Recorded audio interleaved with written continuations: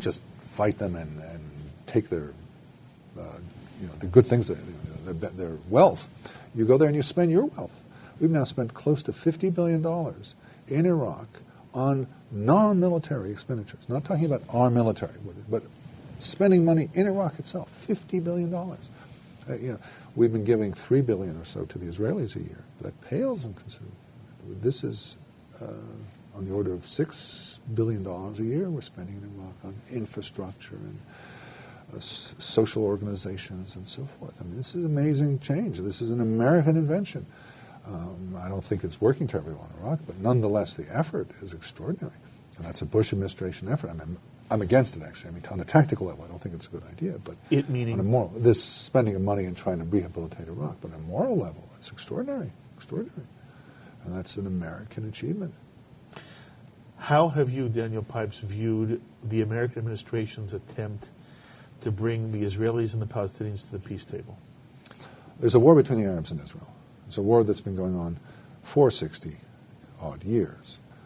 And there are two possible resolutions of this war. One is that Israel wins and is accepted by the Arabs, and the other is that the Arabs win and there is no Israel. That's not to say that there are no Jews living there. Maybe not. Maybe they'll be thrown out, but maybe they'll be accepted there as a subject population. I don't know what it would be, but there's no Israel. There's a Palestine run by Muslims, and Jews are in some Those are the capacity. two alternatives. Those are two alternatives. That is the resolution of the conflict. I don't think there's any other. I don't think finding some line in this... Yes, you've written against the two-state solution. Well, yes, I have. Let me just give you a little more background. Therefore, I think either Israel wins or Israel loses. I think it's that stark. And I would say that the history of the last close to 40 years of negotiations since 1973 show that negotiations don't work. I don't see the Egyptian negotiations as a success. I see Egypt as this ever-growing conventional force power. I'm sorry, are you saying you do not believe that the Israeli-Egyptian peace has been worth it to Israel? I think it's a disaster. Really? Disaster. I mean, if you compare Egypt and Syria, Egypt has a peace treaty, Syria doesn't. Neither of them have had a hot war since 1973, and yet the Egyptians, by virtue of having a peace treaty, have all the American arms they can dream of, and are building and building and building, spending huge amounts on a conventional military force. Against whom? Sudan? Libya? Are you worried about a future war between Egypt and Israel? Absolutely. Where the Syrians have floundered because they lost their Soviet patron and don't have an American patron and are very weak. And if you look at polling in Egypt, it's more antagonistic to Israel than I would imagine polling in Syria would be. We don't really have any. But it's incredibly antagonistic. Over 90% see Israel as an enemy. Only 2-3% believe it's a friend. So, in other words, having an unelected president sign some document, which we in the old days assumed would lead to a shift, a change of heart, has not done so. I don't think these compromises work. I think interesting. You know, this is such unconventional thinking within the Jewish world, and even whenever you hear Israeli politicians speak, Israeli politicians tend to always say, "And look, we have peace with Egypt and peace with Jordan." Yeah, right. Peace. Peace. There are two kinds of peace, as Immanuel Kant pointed out. There's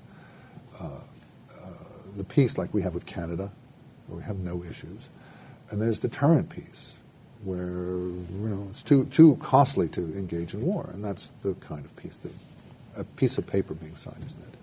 What you need is a change of heart. What you need is acceptance of Israel, which does not yet exist in large numbers.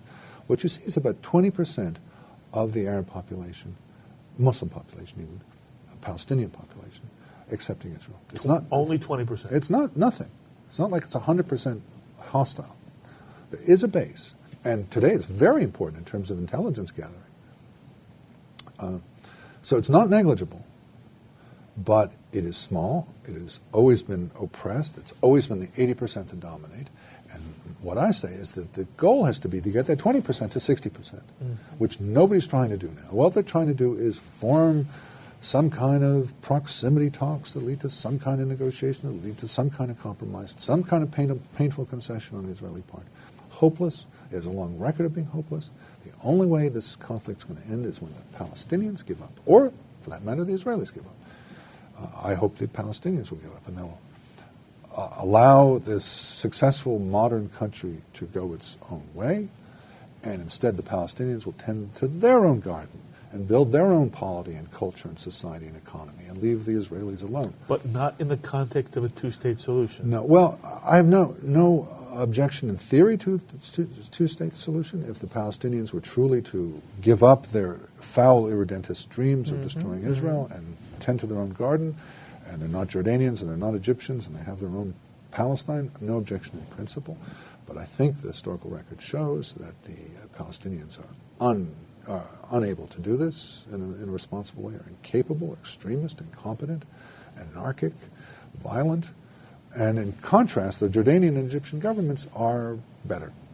And so I would prefer to have, for the time being anyway, for a long time to come, in fact, a Jordanian and Egyptian rule. The Jordanians are quite eager to go back to the West Bank. The Egyptians are very reluctant to go back to Egypt, but I think that's... You mean Gaza? Sorry, yeah, Gaza. But I think in the interim, that's the most viable solution. Okay. And is there anything on the horizon which suggests that your view, not a two-state solution, but basically the Palestinians on the West Bank be absorbed into Jordan, and Jordan once again controls the West Bank, and there are two states, Jordan and Israel. Is there anything that leads you to believe that that is in the offing? Well, the Jordanians are eager for it. But the more profound question really is not so much this alternative to the two-state solution. Is there anything, I would have you ask of me, is there anything to suggest that the Israelis, Americans, and others are giving up on diplomacy? No. It's still there. It's the holy grail of democratic politics because of linkage. You solve this, and the Middle East is fixed. But it's not working. We've had, in particular, 16 years since 1993, and it's a disaster. Everything is worse than it was in 1993. So I ask, how much longer does this have to go on until someone starts thinking of an alternative to going back and trying ever again to have a Palestinian-Israeli diplomatic solution? It's not working. I mean, things were much better in 1993 than today. Since Oslo, it has all gone downhill in your mind.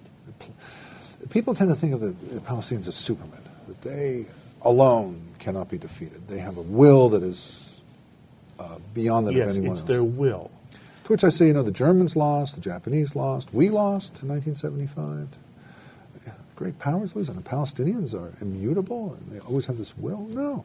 They have this will because they believe they can win. And the goal has to be to convince them you can't win. This is unwinnable. You have lost. And unfortunately, there's nobody there's no effort today in the United States, or more importantly in Israel, to try and convey that message. There's no attempt to do that. There's no attempt to get the 20% who accept Israel to grow and grow and grow. None. What you find is universal consensus that, quite universal, but widespread consensus that the Palestinians have already reached that accommodation, That's already correct. accepted That's Israel. correct. It's already happened. Right. And I say, oh yeah? Show me. Show me in elections, show me in polls, show me in anecdotes, show me. Show me where this acceptance of Israel is. I don't see it. I see 1/5. So do you believe that there is a Mahmoud Abbas who would, if he had the power, create a Palestinian state that would live side by side with the state of Israel for all eternity? I believe there are a not tiny, not trivial percentage of Palestinians who are ready to live side by side with Israel. And is have Abbas always one been of them? Since the 1920s. No, definitely not. Absolutely not. Why not? Well, he Because comes out of the structure. There are many people who argue both Abbas and Fayyad are two examples of Palestinian leaders whom, if they did not have to deal with Hamas and a little bit of Hezbollah, but basically Hamas, if they didn't have to deal with Hamas, they could make peace because their mentality has changed. And you say? I don't see any change in mentality. I see them saying one thing for the West and Israel and another thing to their own people. It's no